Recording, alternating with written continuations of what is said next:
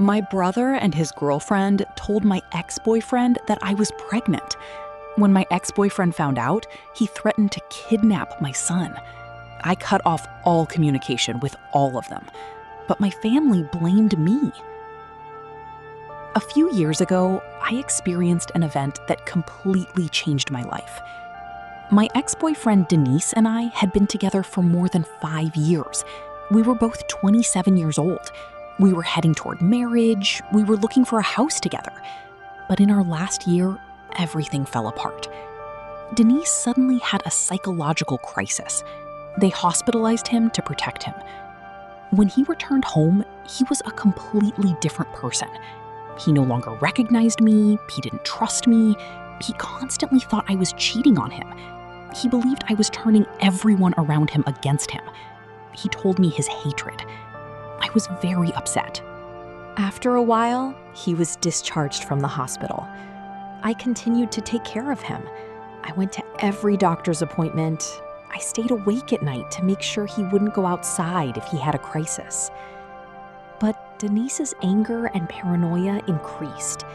He didn't trust me at all, but he also wouldn't let me leave his side. He thought I was abandoning him. When I saw that he had improved a little, I made the hardest decision of my life. I broke up with him.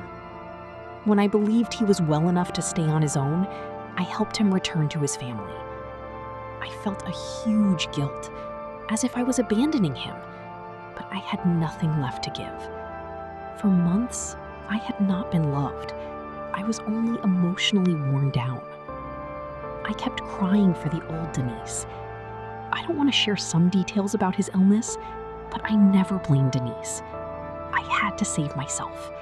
I chose my own happiness. As painful as it was, we tried to remain friends after we broke up. I continued to help him as much as I could. Denise still hoped we would get back together, but I moved on. Shortly after, I met Emre. Emre was a wonderful person. He was a few years older than me. We are together now. When Denise learned that I was dating Emre, he had another big crisis. He made threats against both of us. He thought that I had met Emre before breaking up with Denise. However, I met Emre after breaking up with Denise. The threats and messages were very severe. All I was thinking about was our safety. I informed Denise's family. They also helped him. I realized that I could no longer communicate with Denise. Trying to remain friends was making things worse for both of us. My only connection with Denise was my brother's girlfriend, Merve. Merve was 29 years old. She had been friends with Denise for many years. She knew the bad things in our relationship, but did not take sides. I also saw her as my friend.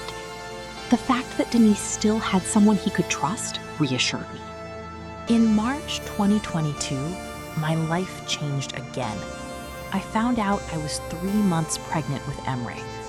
I gently told my family and a few close friends. I asked everyone to keep this news secret. I was not ready to announce it to everyone yet. I was very tense. I constantly felt nauseous. I didn't want more stress. But 24 hours after I told my family, my phone rang. It was Denise. He wrote to me that he knew I was pregnant. Then he said he would file a lawsuit to get custody of the child. I was very scared. He was having another crisis. I did not respond. I immediately informed his family. I just prayed. I thought, I hope my new life will not be in danger. I had not spoken to Denise for more than a year. He did not know where I lived or worked. He could only have learned it from Merve. I immediately called Merve. She confessed right away. She apologized a lot. She said she had not thought about the consequences. She thought Denise would react well to this news. I got very angry, but I clearly told her, "You will never tell Denise anything about me or the baby again." She promised. Months passed. I did not hear anything from Denise. Then, last week, Emre and I had a baby party. It was a big celebration. 80 people attended. Everything was very beautiful. Then suddenly, I saw Denise. He was standing near the bar. He was watching the crowd. I felt nauseous. I immediately informed security. Denise was not invited. When security approached him, Denise became very angry. He started shouting. Emre and our friends tried to calm him down, but it got worse. He shouted at Emre in front of everyone. "I am the father of the child. You were never separated." I immediately ran to the restroom. I hid until my mother came and told me that Denise had left. I was very embarrassed. The party ended early. I cried for hours. A few days later, my emotions still had not settled. I decided to confront Merv. This time, I spoke very harshly. Merv confessed again. She apologized but said, "How could I hide this from him?" I got very angry. I told her, "You will no longer be able to get any information about me or the baby. You are out of my life." Then my brother called me. He apologized on behalf of Merv.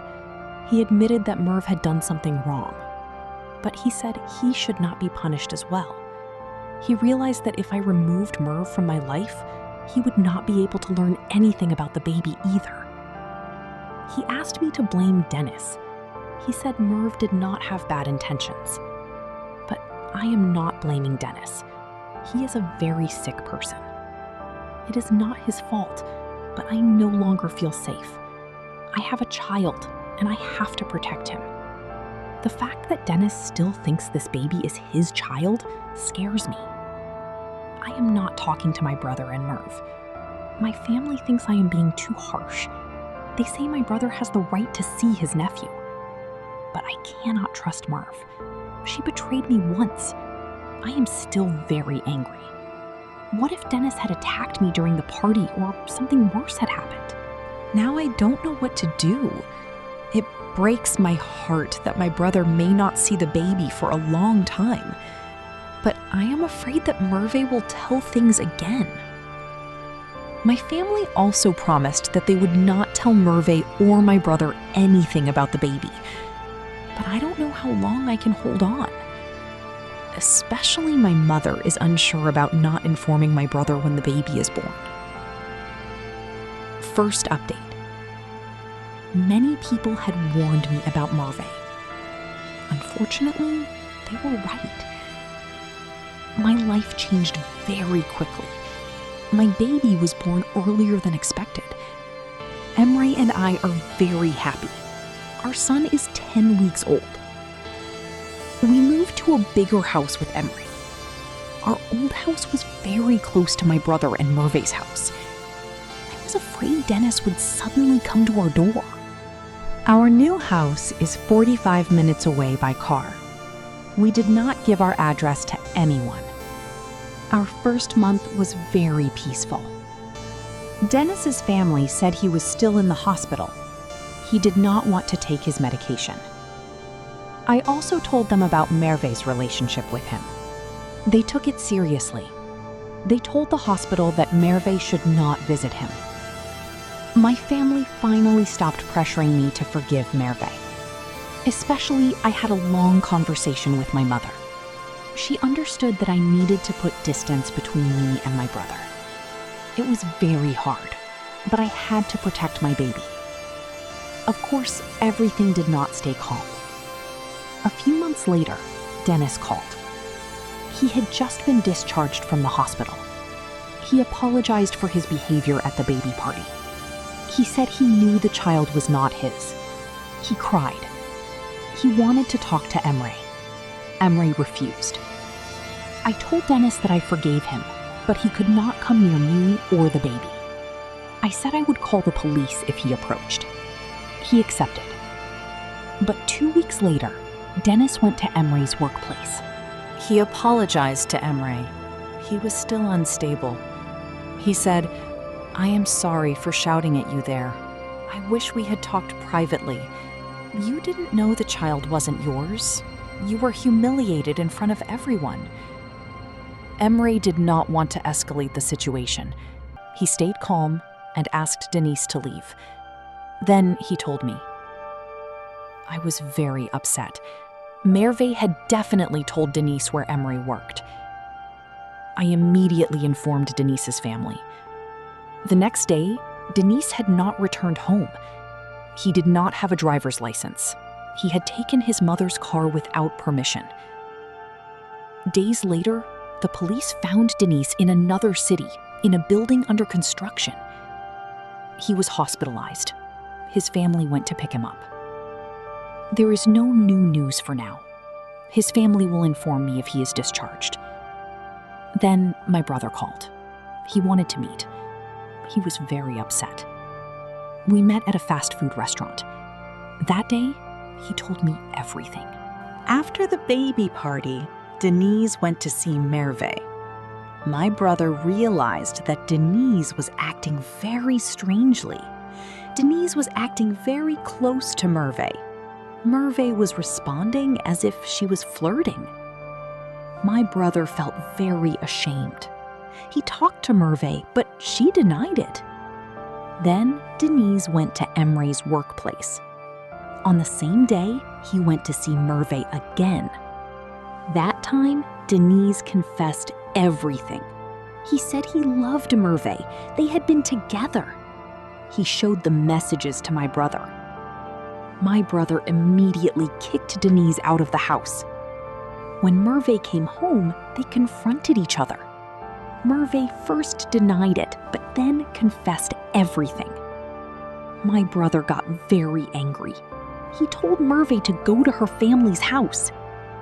I have not seen Merve since that day. Their relationship ended. My brother is very sorry for what Merve did to me, but I cannot trust him again. Because they are still not officially separated, that is why I do not share our new address or my son's photos. So far, my brother has only seen my son once at my parents' house. I still do not understand why Merve involved Denise in my pregnancy, but I am very glad that both of them are out of my life. Merve and Denise leaving my life brought peace, but Denise's traces remained. Now, every night before sleeping, I check the doors and windows 5 times. Still, Emre and I are starting to get used to our new life. I wanted to give another update because a lot has happened again. This time, I don't have good news. There is only one good thing. My brother finally broke up with Merve. Things are still tense between us, but at least we can talk. Life is going well with Emre and my son. Being a mother is very hard, but I love every moment. I did not return to work. I can stay at home with Emre's income. But the news about Denise is bad. For a long time, I did not hear anything from him or his family. Silence was usually a good sign. But a month ago at 2 a.m., I received a strange message from Denise. I did not notice it immediately. In the message, he was talking about someone from the future. He wrote that he was being followed and that he needed to hide. He mentioned a famous film director. He said there were hidden messages in his movies and that he would make money this way. I was used to such messages. I was not surprised. I took a screenshot and sent it to his sister. Then I forgot about it. His sister did not reply immediately. This was strange. 2 days later, she called me crying. She asked if Denise had sent me another message that night. I said no. Then she told me that after sending that message to me and 20 other people, Denise had committed suicide a few hours later. I do not know all the details, but he had taken his mother's car again without permission, drove around the city, and crashed into another car, forcing it off the road. There was a 17-year-old couple inside. Fortunately, they were not seriously injured. Everything was recorded on camera. Denise hit the car from behind and fled. 15 minutes after that accident, he sent me that strange message. 3 hours later, he lost his life. I did not attend the funeral. It did not feel right. Merve did attend. She posted a photo of herself crying on social media. I was very disturbed. I am having difficulty understanding what happened. Even though I feel bad, I am somewhat relieved that my family no longer has to be afraid.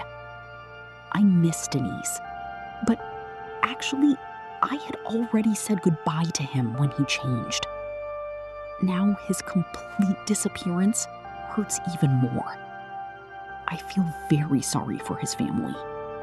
We had always hoped he would recover. Denise was a good person, but his illness destroyed his life.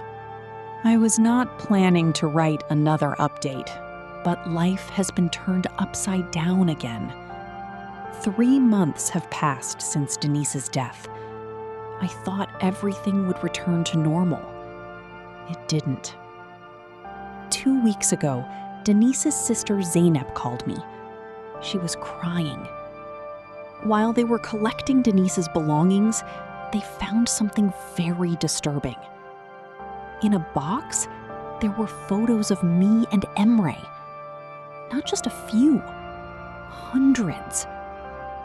Photos taken while I was walking home from the market, while Emre was going to work, while I was walking with the baby stroller. Some were taken from far away, some from inside a car. The photos had been taken over months, up until a few days before his death. My blood froze. He had followed us even in our new house. But there was something worse. In the box, there were handwritten notes and a diary. Denise had planned to kidnap my baby. There were house layouts, daily routines, notes about which window would be easier to enter the baby's room. The most terrifying note was written 2 days before his death. Sinem will finally understand. She will forgive me. When she sees how happy she is with the real father of the baby, she will realize Emre was deceived. I need to save my son from this lie. I immediately informed the police. Fortunately, they took it seriously. But since Denise was dead, they only made a report. They increased patrols in our neighborhood. They gave us security recommendations. Emre immediately installed a full security system. Now, we can guess how Denise found our new address. My brother had seen my son for the first time at my parents' house. That day, my mother had written our new address on a birthday card and left it on the kitchen counter.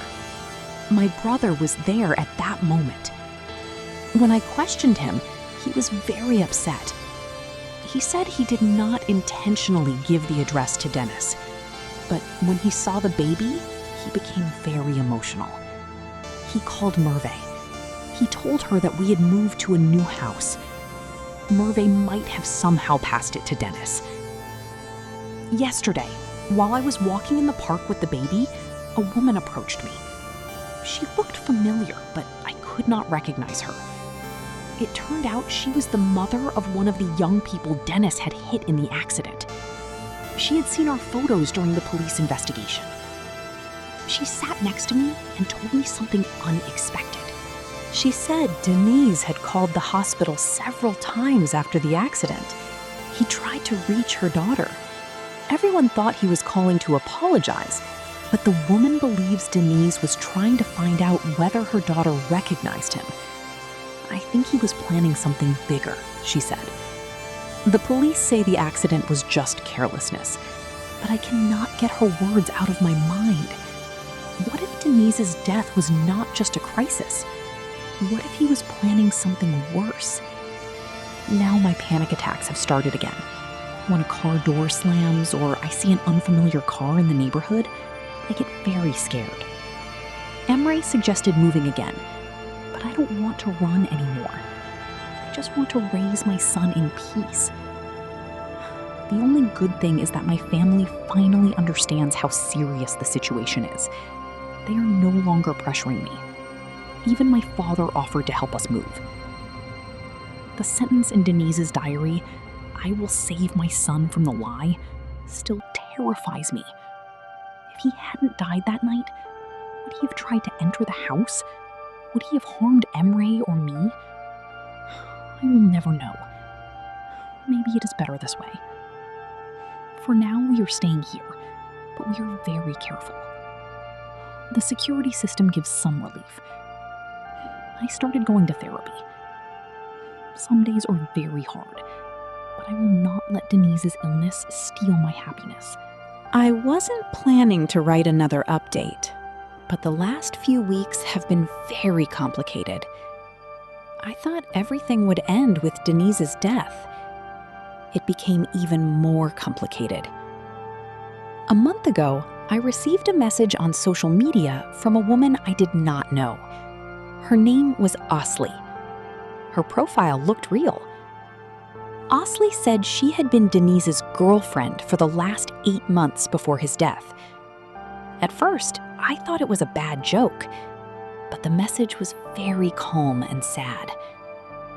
Asli had seen my name on Denise's phone. She wanted to get information about our relationship. Denise had told her he was completely single and that he had not seen his ex-girlfriend for years. He had not mentioned the baby or the stalking at all. For Asli, Denise was a very good man. They had even talked about living together. I was curious. I decided to meet her. When I saw Asli, I understood why Denise was obsessed with me. She looked very much like me. Same height, same hair color, same style. It was strange. Asli showed me hundreds of messages. Love messages, future plans, happy photos together. But the strangest thing was that while Denise was following me and Emre, he was also sending love messages to Asli. On the same day he took a photo of me with the baby stroller, he wrote to Asli, "One day I really want to have a child with you." Asli had no idea about Denise's illness. When Denise was hospitalized, he always made excuses. Asli was going to invite Denise to dinner that night. She called and texted him many times. Then his sister called her and told her the truth. But things became even stranger. 2 months before his death, Denise became very interested in Asli's job. Asli works at a daycare. Denise constantly asked questions about security, the children's families, daily routines. Asli thought he was just interested in her job. But now that I know about his diary, I am afraid to think about what he was planning. After meeting Asli, I wondered what had happened in Denise's last months. I called his sister Zainab. I wanted to look at his belongings together. Zainab was also curious. We met at Denise's old house. What we found was more terrifying than the photo collection. In the bedroom, we found another box. Inside the box were maps of our neighborhood, Emre's workplace, and my parents' house. There were Google Earth printouts with routes drawn in red pen. There were notes about what time security cameras were busy. There was also a file of emergency plans. Denise had written everything, as if he was planning a mission. Plan A, try to meet Sinem alone. Plan B, approach mutual friends. Plan C, create a crisis that requires Sinem to help. Plan D, act directly. Under Plan D, there were the layout of our house, our daily schedule. Details like my son's sleeping and feeding times, which room he sleeps in. Denise had watched us so closely that he even knew what time my son was alone. Zainab was crying.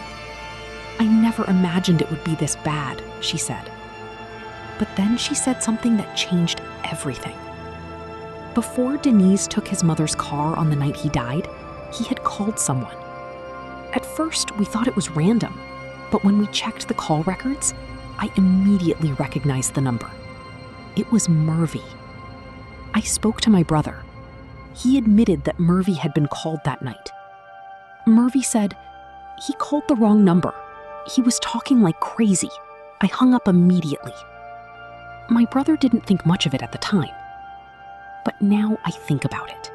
What if Denise told Merve his final plan that night? What if Merve knows more? The timing is very strange. Denise calls Merve. 17 minutes later, he steals the car. He causes the accident and loses his life. That night, Emre and I argued, but in the end, I decided to talk to Merve. At first, she didn't want to meet, but she agreed to talk on the phone. Merve said Denise called her in a panic and asked for help. He said he needed to return something that belonged to me. Merve told him, "Leave it with your family or send it by cargo." Denise became even more angry. He said everyone was against him and that no one understood what he was trying to do. But the most frightening part is this. Before hanging up, Denise said, "If I can't fix this, I won't let anyone get hurt." At the time, Merve thought he was exaggerating again. But now that we know his plans, I think that night Denise realized he could no longer carry them out. Maybe the accident brought him back to reality. Maybe his death was not just a crisis. Maybe it was the only way to prevent something worse.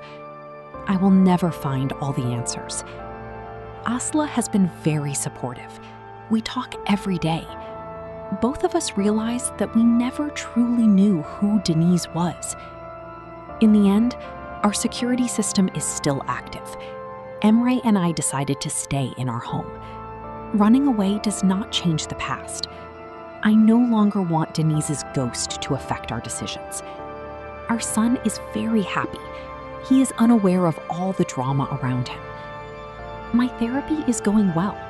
Some days are hard, but I am learning to live with my anxiety. My relationship with my brother is slowly improving. He has become a very good uncle to my son. Merve is completely out of our lives.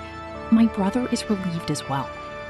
Sometimes I wonder what would have happened if Denise had asked for help earlier, if someone had realized how bad his illness had become. But now I know this. You cannot save someone who does not ask for help. Trying can destroy you as well. Now I am focusing on the future. I want to raise my son in a safe and loving environment with Emre. Denise has already taken too much from us. I will not let him take our happiness anymore.